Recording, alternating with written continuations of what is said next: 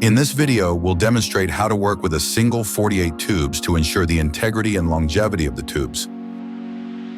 Do the same for the BRT inhibitor test, the BRT MRL screening test, and the BRT Hisense.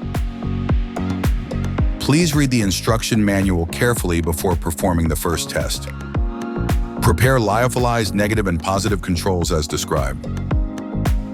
First, remove the lid from the rack. Then unfold the edges of the film. After that, cut the sealing foil along the perforation using, for example, a pair of scissors. Turn the entire single 48 rack over to gently release the tubes from the rack.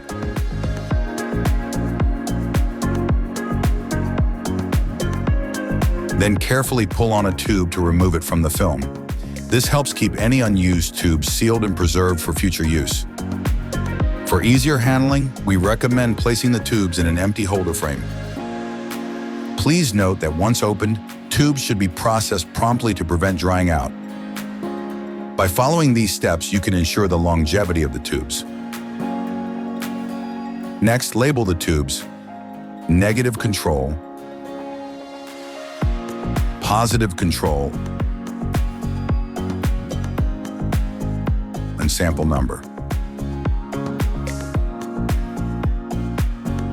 Then mix the negative control gently approximately 5 times.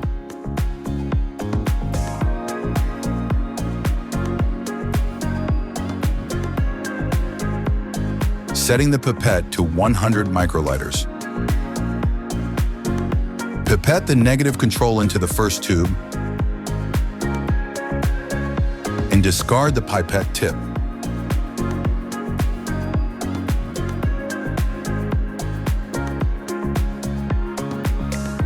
Do the same with the positive control. Mix it gently 5 times.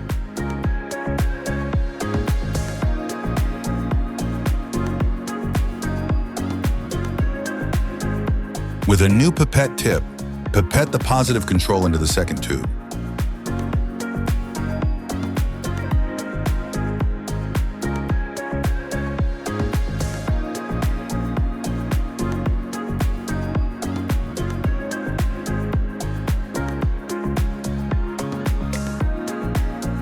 The labeled milk samples to be tested are treated similarly to the controls.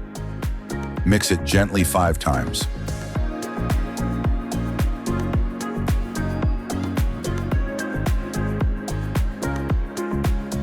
Pipette the milk sample into the third tube. Please use a new pipette tip for each sample. This meticulous process ensures the uniform distribution of milk ingredients, the control's integrity, and minimizes the risk of cross-contamination between samples.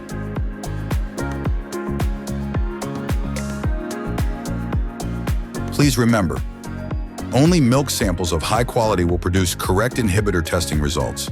Sour, dirty, or bloody samples are not suitable for testing.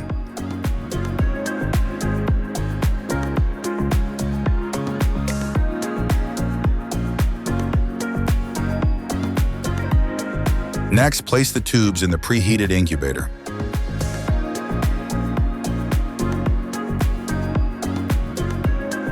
The surrounding environment should be at room temperature, and the incubator should not be exposed to drafts.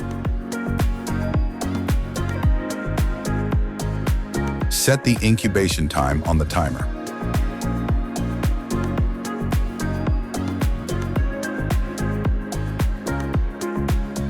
Please note, milk samples often vary in quality regarding cell count, bacteria count, and ingredients.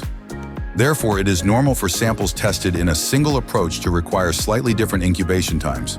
Alternatively, the incubation of the BRT tubes can also be done in a water bath at 65 degrees Celsius. Ensure a high water level and do not add bactericides to the water. The tubes must be closed to prevent water from running in when incubated in a water bath. After the incubation period, take the tubes out of the incubator and check if the tube with the negative control has completely changed to yellow. If not, extend the incubation for another 15 minutes and check again.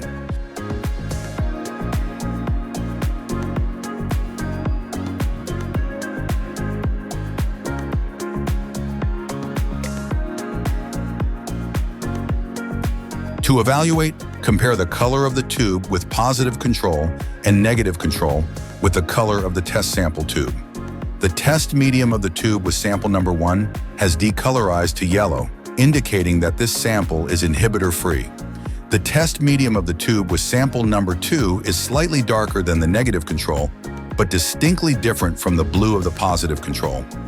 The sample is considered inhibitor-free.